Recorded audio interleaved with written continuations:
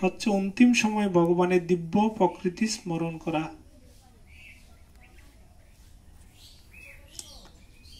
তো এই যে একটা বিষয় জীবনের, আমরা এই শ্লোকের এই একটি লাইন যদি ভালো করে আমরা খুবই চিন্তা করি, যে আসলে এখানে বলছেন যে যারা নিরন্তর ভগবানের কথারূপ সে অমৃত পান করেন এবং তার চরণ কমল স্মরণ করেন,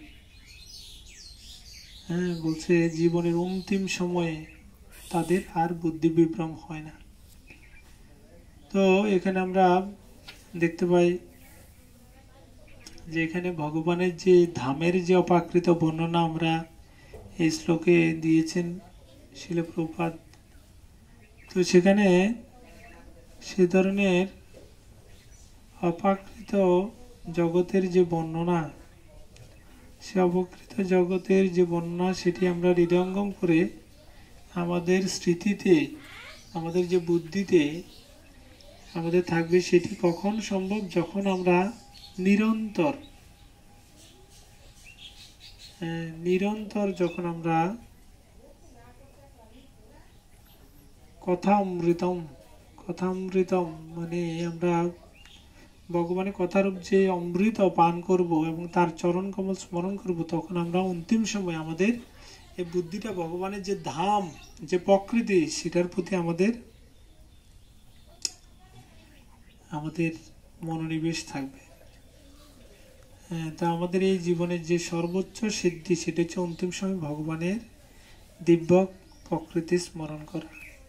তো আমরা ভগবানের আজকে শুভ জন্মাষ্টমী তিথি, সেই জন্য শুভ জন্মাষ্টমী তিথিতে আমাদের সেই জন্মাষ্টমী তিথির দিব্য প্রকৃতি সম্পর্কে আমরা জানবো। ভগবান দাপরে যখন তিনি এই ধরাধামে আসেন, তখন তিনি এরকম দিব্য তিনি প্রকৃতি ধারণ করে তিনি এই জড়জগতে তিনি আবির্ভূত হয়েছেন।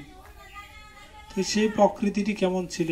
তিনি ভগবান, তো কেন তিনি এরকম ভগবান হয়েও তিনি এরকম জড়জগতে তিনি এসে তিনি দিব্য লীলাবিলাস করে তিনি আমাদের এই জড়জগতে বদ্ধজীবদেরকে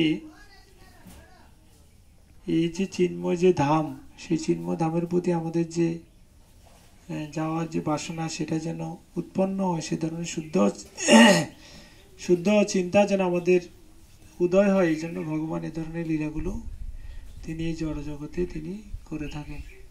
তো আমরা আজকে শ্রীকৃষ্ণের যে জন্ম লীলা, আমরা সেটা আজকে লীলা পুরুষোত্তম শ্রীকৃষ্ণ গ্রন্থ থেকে আমরা একটু আস্বাদন করব। তো যদিও আপনারা সকলে মহান বৈষ্ণব এখানে উপস্থিত রয়েছেন, আপনারা জানেন ভগবানের দিব্য লীলা, তারপরে বলছে যে আমাদের এই যে ভগবানের কথামৃত, এগুলো যত বারবার আমরা স্মরণ করব, তত আমাদের স্মৃতি পড়ে কি হবে? অন্তিম সময় আমাদের সে বুদ্ধি বিভ্রম হবে না, যখন আমরা অপ্রাকৃত কথাগুলো আমরা শ্রবণ করব অথবা আমরা অধ্যয়ন করব। ভগবদ্গীতায় শ্রীকৃষ্ণ নিজেই বলেছেন যে তার জন্ম, কর্ম ইত্যাদি সবই দিব্য, এবং কেউ যখন তত্ত্বগতভাবে তা জানতে পারে, তখন তিনি ভগবদ্ধামে প্রবেশ করবার যোগ্যতা অর্জন করেন।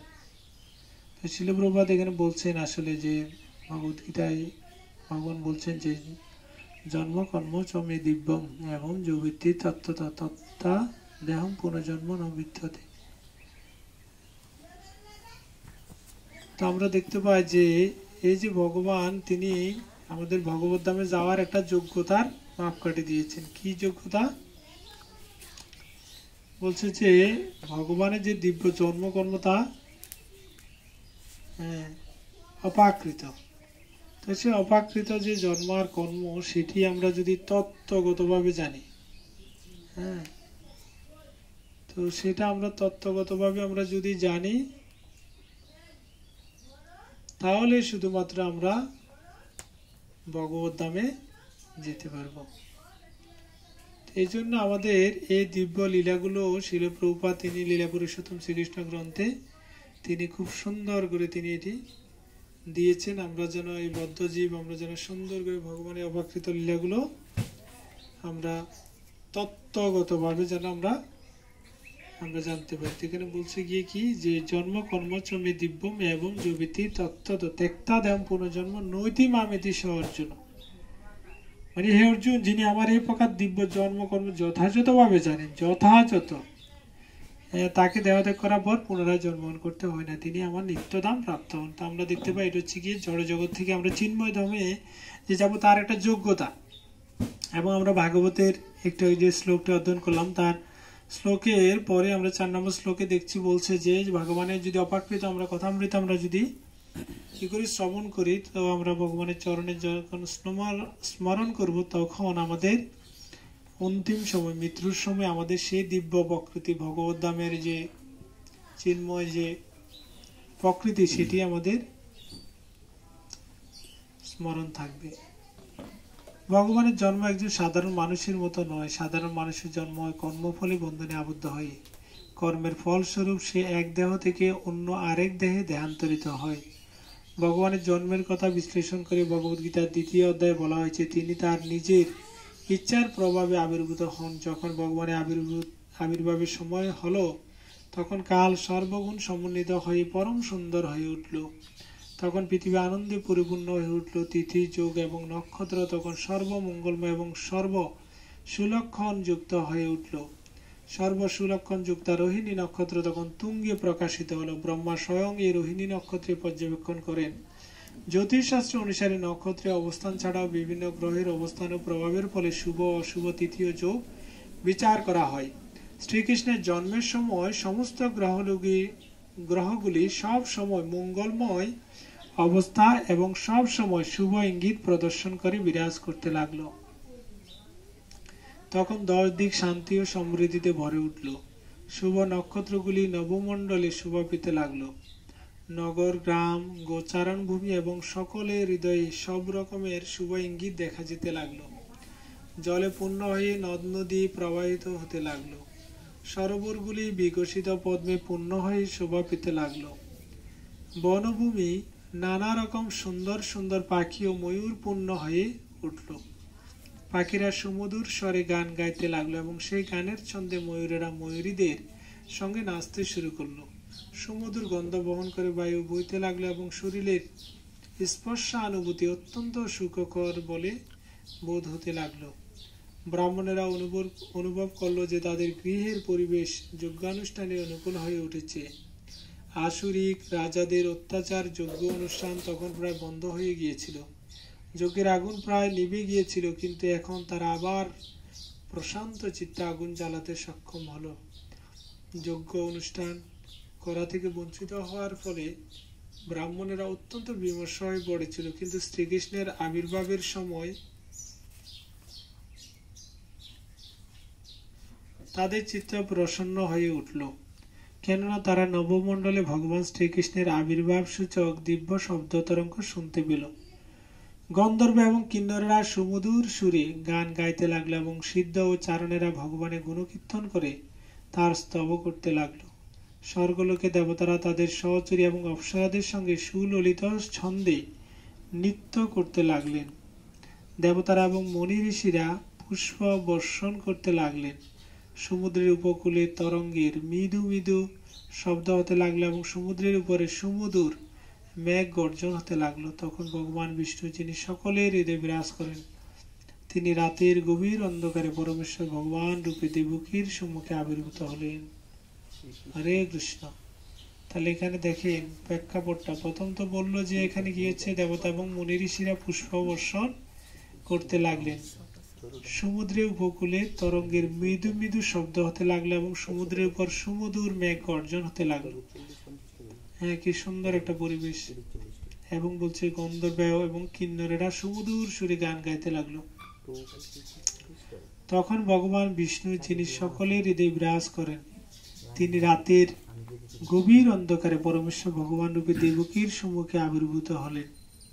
তাহলে ভগবান প্রথমে কি করেছেন? তখন ভগবান বিষ্ণু, যিনি সকলের হৃদয়ে বিরাজ করেন, তিনি রাতের গভীর অন্ধকারে পরমেশ্বর ভগবান রূপে দেবকীর সম্মুখে আবির্ভূত হলেন। হ্যাঁ, তাহলে দেখা যায় কি তিনি কি প্রসব হয়েছেন? না, সরাসরি তিনি কি করেছেন? দেবকীর সম্মুখে ভগবান আবির্ভূত হয়েছেন। এটা হচ্ছে কি দিব্য। ভগবানের যে জন্মটা সাধারণ মানুষের মতো কি মাতৃগর্ভে প্রসব হননি। ভগবান বলছেন যে তখন ভগবান বিষ্ণু, যিনি সকলের হৃদয়ে বিরাজ করেন, তিনি রাতের গভীর অন্ধকারে পরমেশ্বর ভগবান রূপে দেবকীর সম্মুখে আবির্ভূত হলেন। তাহলে তিনি ভগবান, তিনি জন্মাষ্টমী, আমরা এটা হচ্ছে গিয়ে আবির্ভাব, ভগবান যে আবির্ভাব হয়েছেন কিভাবে সেটা আমরা দেখলাম। পূর্ণচন্দ্র যেভাবে পূর্ব দিগন্তে উদিত হয়, ঠিক তেমন ভাবে পরমেশ্বর ভগবান আবির্ভূত হলেন। কেউ প্রশ্ন করতে পারে, অষ্টমী তিথিতে শ্রীকৃষ্ণের আবির্ভাব হয়েছিল, তাহলে পূর্ণচন্দ্রের উদয় হলো কি করে? এর অর্থ উত্তরে বলা হয়েছে যে শ্রীকৃষ্ণ চন্দ্রবংশে আবির্ভূত হয়েছিলেন, তাই চন্দ্র সেই রাত্রে অপূর্ণ থাকলেও সেই বংশে ভগবানের আবির্ভাবের জন্য আনন্দে উৎফুল্ল হয়ে সেই দিন পূর্ণ হয়ে উঠেছিলেন। অষ্টমীতে আমরা জানি সাধারণত ভগবান এর নির্দেশে চন্দ্র তিনি কি করেন, তিনি অর্ধচন্দ্র হিসেবে পৃথিবীতে তিনি বিরাজ করেন। কিন্তু যেহেতু ভগবান আবির্ভূত হয়েছেন চন্দ্রবংশে, এই জন্য ভগবানের কৃপায় চন্দ্র তিনি এত আনন্দ উৎফুল্ল হয়েছেন যে তিনি পূর্ণ চন্দ্রে তিনি তখন এই পৃথিবীতে তিনি তিনি নিজেকে প্রকাশ করেছেন পূর্ণচন্দ্র রূপে। ক্ষমানিক্য নামক জ্যোতিষ শাস্ত্রগ্রন্থে ভগবানের আবির্ভাব সময়কালীন গ্রন্থ নক্ষত্রের অবস্থান খুব সুন্দরভাবে বর্ণিত হয়েছে। এখানে সুন্দর একটি গ্রন্থের নাম লিখছে ক্ষমানিক্য নামক জ্যোতিষ শাস্ত্র গ্রন্থে। সেখানে প্রমাণ করা হয়েছে যে এই শুভ মুহূর্তে যে শিশুটি জন্ম হলো তিনি হচ্ছেন পরম ব্রহ্ম। দেখেন তো নক্ষত্র বিচারে সেখানে বলা হয়েছে যে এই যে মুহূর্ত, এই মুহূর্তে যিনি জন্মগ্রহণ করবেন সে আসলে পরম ব্রহ্ম, পরমেশ্বর ভগবান শ্রীকৃষ্ণ। বসুদেব দেখলেন যে সে অদ্ভুত শিশুটি চতুর্ভুজ। তাহলে কি দেখা গেল? আমরা তো গোপাল দেখছি, কিন্তু দেবকী মাতা কি দেখছেন? চতুর্ভুজ মানে কি? চারটি হাত। তিনি তার চার হাতে শঙ্খ, চক্র, গদা এবং পদ্ম ধারণ করে আছেন। দেবকীর সামনে ভগবান তিনি আবির্ভূত হয়েছেন এবং তিনি কোন রূপে? অদ্ভুত শিশুটি চতুর্ভুজ। সেখানে বলছে যে সেই অদ্ভুত শিশুটি চতুর্ভুজ। সেখানে যে শিশুটি সেটি কি বলছে? সেখানে চতুর্ভুজ। তিনি তার চার হাতে শঙ্খ, চক্র, গদা এবং পদ্ম ধারণ করে আছেন। বক্ষে তার শ্রীবৎস চিহ্ন, কণ্ঠে তার কৌস্তুভ শোভিত কণ্ঠহার, পরনে তার পীতবসন, উজ্জ্বল মেঘের মতো তার গায়ের রং, বৈদুর্য মণিভূষিত কিরীট তার মস্তকে শোভা পাচ্ছে, নানা রকম মহামূল্য মণি রত্ন শোভিত সমস্ত অলঙ্কার তার দিব্য দেহে শোভা পাচ্ছে। তার মাথা ভর্তি কুঞ্চিত কালো কেশ রাশি। এই অদ্ভুত শিশুটিকে দেখে বসুদেব অত্যন্ত আশ্চর্য হলেন। তিনি ভাবলেন কিভাবে একটি নবজাত শিশু এরকম সমস্ত অলঙ্কারে ভূষিত হলো। আমাদেরও তো প্রশ্ন, একটা সন্তান যদি জন্ম হয় আমরা তো অলঙ্কার দেখি না, কিন্তু এখানে ভগবানের যে দিব্য মানে যে জন্ম সেটা আমরা অনুধাবন করতে পারি, যে এখানে ভগবান যে আবির্ভূত হয়েছেন সেখানে কি ছিল? এটা কিন্তু খুব একটা আশ্চর্যজনক ঘটনা। আমরা পড়িয়ে আইছে, মানে সঙ্গে কইরা তো আমরা কিছু নিয়ে আসিনি, ভগবান সঙ্গে করে নিয়ে আসছে। ভগবান তিনি জন্মগ্রহণ করেছেন, আবির্ভূত হয়েছেন। এটা অনেকটা যে ভগবান যে সাধারণ নন, সেটা তিনি ভগবানের যে জন্ম সেটাতে আমরা দেখতে পাই যে ভগবান বলছে তার বক্ষে তার শ্রীবর্ষ চিহ্ন। তাহলে শ্রীবর্ষ চিহ্ন, কণ্ঠে তার কৌস্তুভ শোভিত কণ্ঠহার, পরনে তার পীতবসন, অলরেডি বস্ত্র সবকিছু পীতবসন, উজ্জ্বল মেঘের মতো তার গায়ের রং, বৈদুর্য মণিভূষিত কিরীট তার মস্তকে শোভা, অলরেডি মুকুটও আছে। এবং বলছে তার নানা রকম মহামূল্য মণিরত্ন শোভিত সমস্ত অলঙ্কার তার দিব্য দেহে শোভা পাচ্ছে। তার মাথা ভর্তি কুঞ্জিত কালো কেশ রাশি। দেখেন আমরা তো দেখি জন্মের পরে বাচ্চার কি থাকে? মাথায় কিছু চুল থাকে? থাকে না। কিন্তু ভগবান তিনি সামনে দেবকীর সামনে তিনি কি হয়েছেন? আবির্ভূত হয়েছেন। সেখানে আমরা দেখতে পাই যে আবির্ভূত হয়ে তিনি কি অবস্থায় তিনি আবির্ভূত হয়েছেন। ভগবান যে জগতে কিভাবে আবির্ভূত হয়েছেন, সাধারণ শিশুর মতো নন। তিনি এরকম সমস্ত গয়নাগাটি অলঙ্কার, তারপরে সাজসজ্জা এবং মুকুট এবং বলছে এখানে যে কেশরাশি এমনকি মানে মস্তকে কি ছিল, হ্যাঁ চুল ছিল। এই অদ্ভুত শিশুটিকে দেখে বসুদেব অত্যন্ত আশ্চর্য হলেন। আসলে আশ্চর্যের বিষয়, কারণ সন্তান তো হলে দেখা যায়, আমরা দেখি যে মাতৃগর্ভে প্রসব বেদনায় মাতৃগর্ভে সন্তান যখন আসে তখন তার দেহে বিভিন্ন ধরনের ময়লা থাকে, তারপরে মাথায় চুল থাকে না। কিন্তু এখানে আমরা দেখছি সামনে বসুদেব এবং দেবকী তিনি ওনারা যেই শিশুটিকে দেখছেন তার পরনে কি রয়েছে, বিভিন্ন অর্নামেন্টস, বিভিন্ন অলংকার এবং তার কেশরাশি এবং মাথায় কি মুকুট। তো এই জন্য বসুদেব তিনি আশ্চর্য হয়েছেন।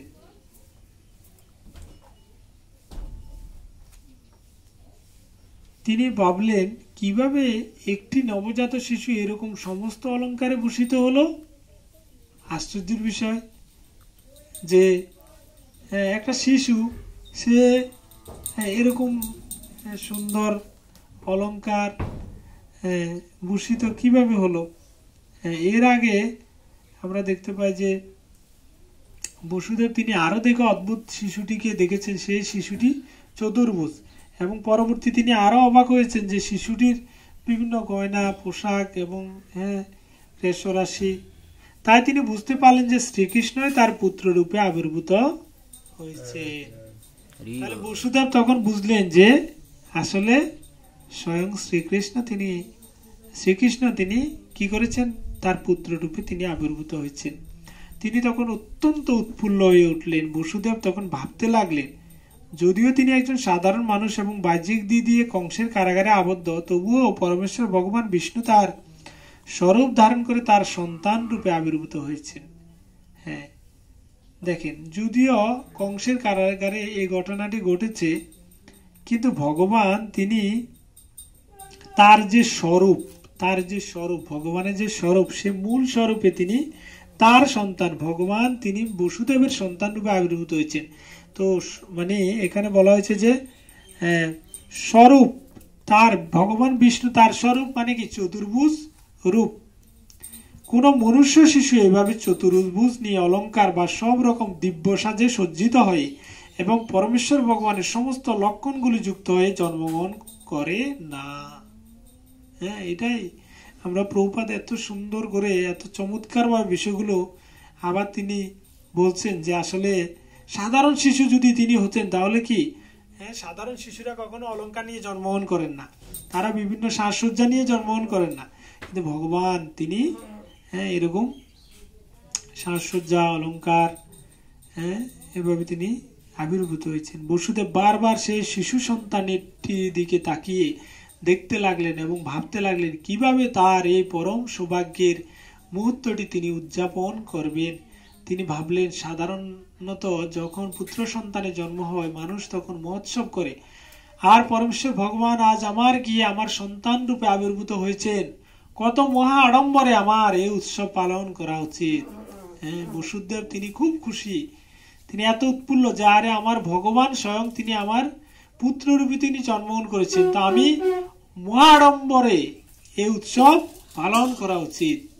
বসুদেব তার আরেক নাম আনক দুন্দুবি। যখন তার নবজাত শিশুটির দিকে তাকিয়ে দেখলেন তখন তার হৃদয় আনন্দে এত উৎফুল্ল হয়ে উঠল যে তিনি তখন নানা অলংকারে ভূষিত হাজার হাজার গাভী ব্রাহ্মণদের দান করতে ইচ্ছা করলেন। বৈদিক প্রথা অনুসারে যখন ক্ষত্রিয় রাজার প্রাসাদে কোনো শুভ অনুষ্ঠান হয় রাজা তখন নানা রকম সম্পদ দান করেন, বিশেষ করে ব্রাহ্মণ এবং মুনি ঋষিদের তারা স্বর্ণ অলংকারে ভূষিত গাভী দান করেন। শ্রীকৃষ্ণের আবির্ভাব তিথি উদযাপন করতে বসুদেবও দান করতে ইচ্ছা করলেন, কিন্তু যেহেতু তিনি কংসের কারাগারে শৃঙ্খলাবদ্ধ ছিলেন তাই তার পক্ষে তা সম্ভব হয়নি। তাই মনে মনে তিনি ব্রাহ্মণদের হাজার হাজার গাভী দান করলেন। বসুদেবের মনে আর যখন কোনো সংশয় রইল না যে এই নবজাত শিশুটি হচ্ছেন পরমেশ্বর ভগবান, তখন তিনি করজোড়ে প্রণিপাত করে তার বন্দনা করতে শুরু করলেন। বসুদেব তিনি বন্দনা করছেন। বসুদেব তখন চিন্ময় স্তরে অধিষ্ঠিত ছিলেন এবং তিনি সম্পূর্ণভাবে কংসের ভয় থেকে মুক্ত হলেন। সেই শিশুটির অঙ্গকান্তিতে সেই গড় উদ্ভাসিত হয়ে উঠল। বসুদেব তখন প্রার্থনা করতে লাগলেন, হে প্রিয় প্রভু, আমি জানি আপনি কে। আপনি হচ্ছেন পরমেশ্বর ভগবান, সমস্ত জীবের পরমাত্মা এবং পরম সত্য। আপনি আপনার নিত্য স্বরূপ নিয়ে আবির্ভূত হয়েছেন, যা আমি এখন সরাসরি ভাবে প্রত্যক্ষ করতে পারছি। আমি বুঝতে পারছি যে যেহেতু আমি কংসের ভয়ে ভীত, তাই সেই ভয় থেকে আমাকে উদ্ধার করার জন্য আপনি আবির্ভূত হয়েছেন। আপনি প্রকৃতির অতীত, আপনি হচ্ছেন সেই পরম পুরুষ যিনি মায়ার প্রতি দৃষ্টিপাত করে এই জড় জগৎকে প্রকাশিত করেন। কেউ তর্ক করতে পারে যে পরমেশ্বর ভগবান যিনি কেবলমাত্র দৃষ্টিপাত করার মাধ্যমে সমস্ত জড় সৃষ্টিকে প্রকাশিত করেন, তার পক্ষে বসুদেবের পত্নী দেবকীর গর্ভে আবির্ভূত হওয়া কি করে সম্ভব? সেই সন্দেহ দূর করার জন্য বসুদেব বললেন, হে প্রিয় ভগবান, আপনি যে দেবকীর গর্ভে আবির্ভূত হয়েছেন এটা তেমন কোনো আশ্চর্যের বিষয় নয়, কেননা এই জড় সৃষ্টিও অনেকটা সেইভাবেই প্রকাশিত হয়েছে। আপনি মহাবিষ্ণু রূপে কারণ সমুদ্রে শয়ন করে আছেন এবং আপনার নিঃশ্বাসের প্রভাবে অনন্ত কোটি ব্রহ্মাণ্ড প্রকাশিত হচ্ছে। তারপর গর্ভদোষায় বিষ্ণু রূপে আপনি প্রতিটি ব্রহ্মাণ্ডে প্রবিষ্ট হয়েছেন। তারপর আবার আপনি নিজেকে ক্ষীরোদোষায়ী বিষ্ণু রূপে প্রকাশ করে সমস্ত জীবের হৃদয়ে প্রবেশ করেছেন। এমনকি প্রতিটি পরমাণুর মধ্যেও আপনি নিজেকে প্রকাশ করেছেন। তা আপনার অচিন্ত শক্তির প্রভাবে আপনি দেবকীর গর্ভে প্রবেশ করেছেন, তাতে আশ্চর্য হওয়ার কিছুই নেই।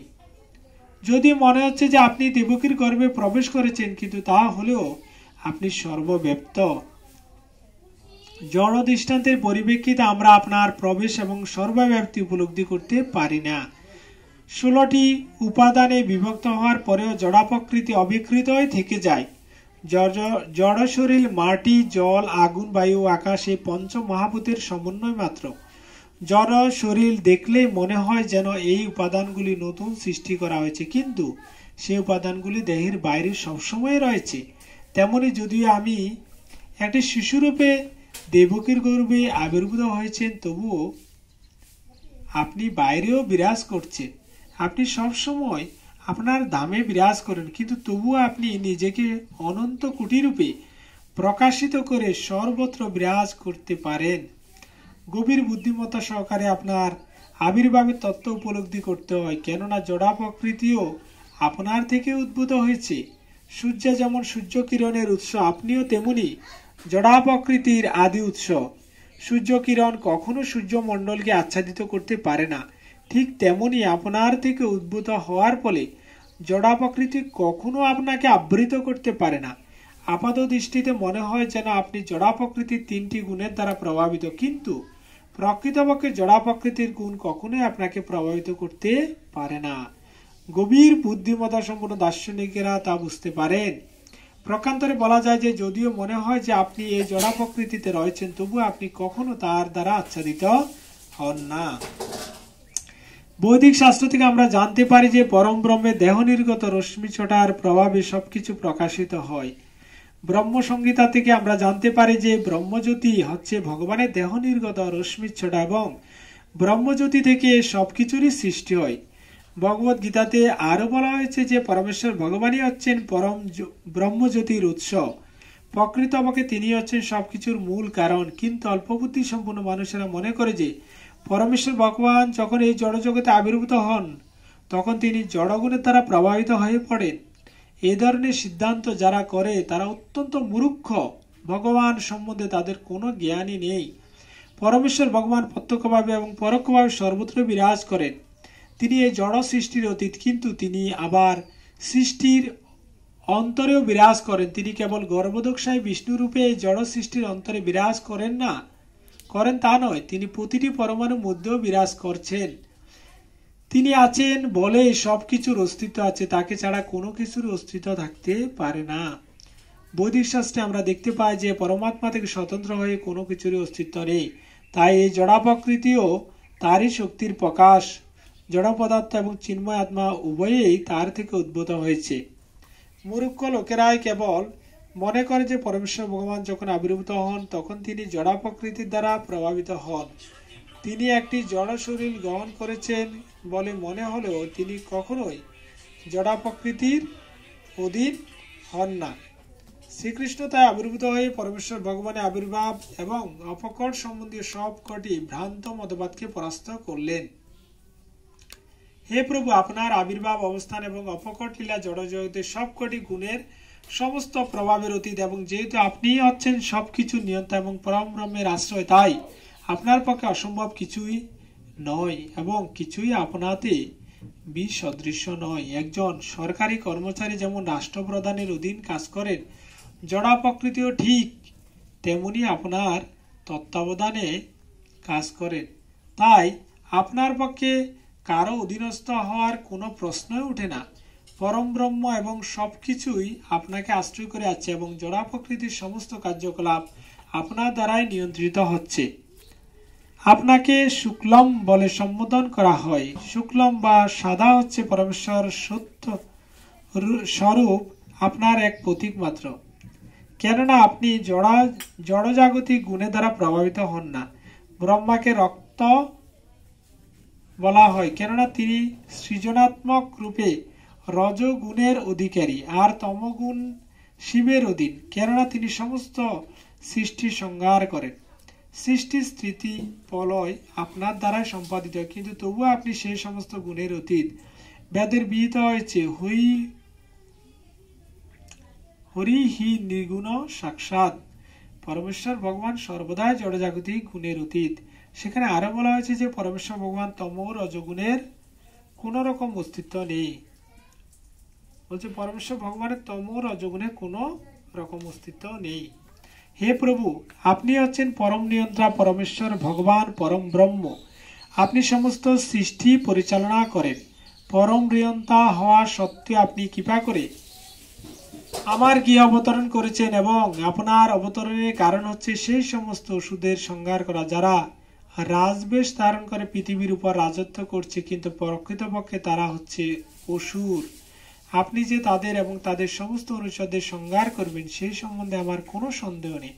আমি জানি যে বর্বর কংস ও তার দুরাচারী সঙ্গীদের সংহার করবার জন্য আপনি অবতরণ করেছেন, কিন্তু আপনি যে তাকে এবং তার অনুচরদের সংহার করবার জন্য অবতরণ করবেন সে কথা জানতে পেরে কংস আপনার পূর্বজাত বড় ভাইদের হত্যা করেছে। এখন সে কেবল আপনার জন্ম সংবাদের প্রতীক্ষা করছে।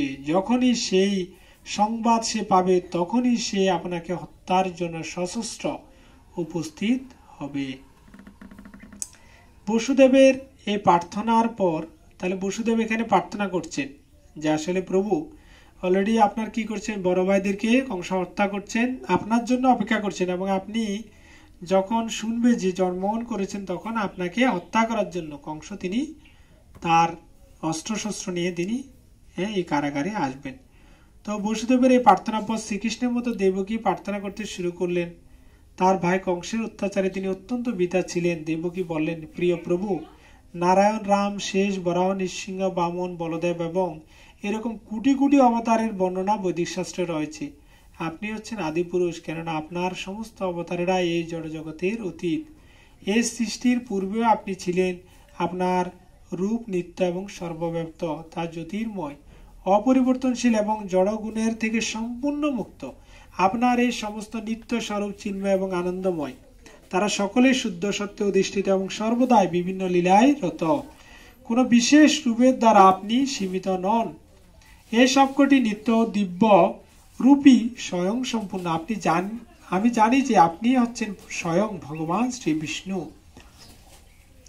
কোটি কোটি বছরের পর যখন ব্রহ্মার জীবনে অন্তিম সময় আসে তখন প্রলয় হয়। সেই সময় ভূমি, জল, অগ্নি, বায়ু, আকাশে পঞ্চমহাভূত মহত্তত্ত্বে লীন হয়ে যায়।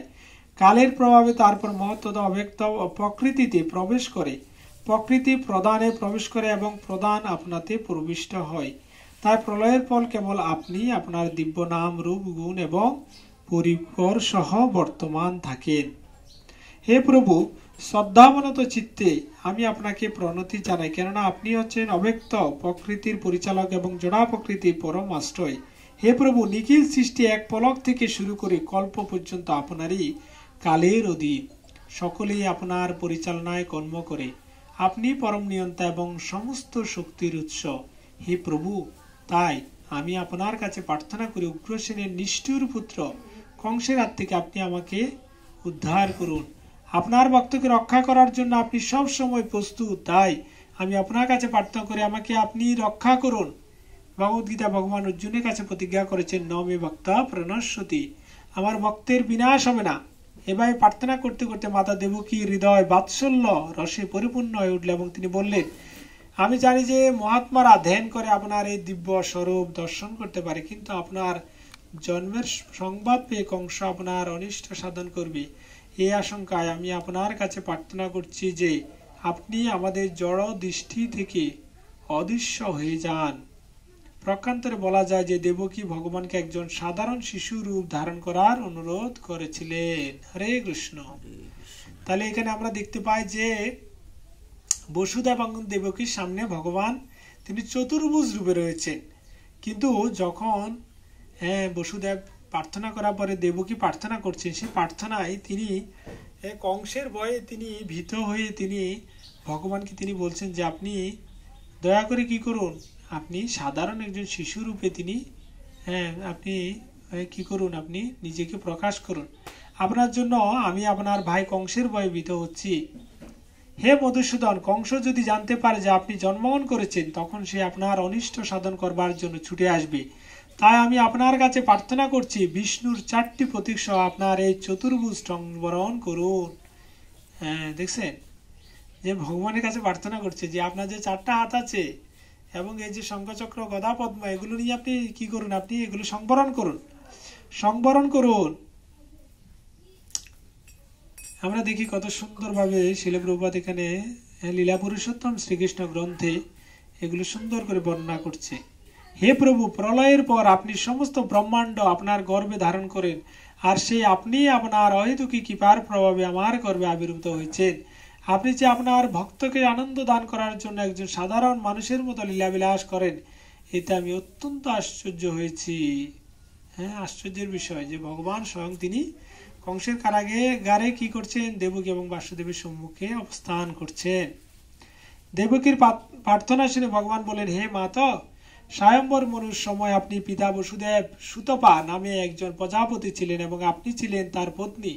আপনার নাম ছিল পিসনি। তাহলে পূর্বজন্মে ওনারা কি ছিল, ওনারা স্বয়ম্বর মনুর সময় ওনারা কি ছিলেন, দুইজন, একজন প্রজাপতি সুতপা আর তার পত্নী পিসনি।